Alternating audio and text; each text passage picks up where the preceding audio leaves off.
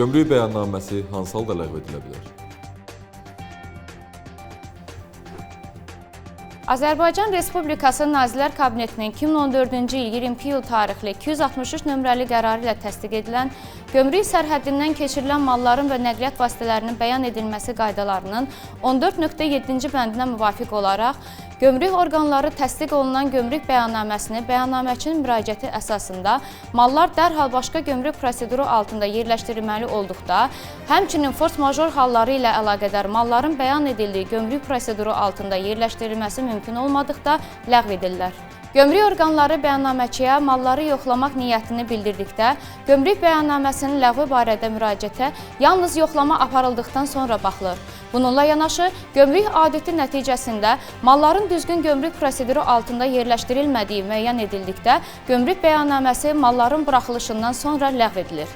Sözü gedən hallar istisna olmaqla, gömrük bəyannaməsi malların buraxılışından sonra ləğv edilə bilməz.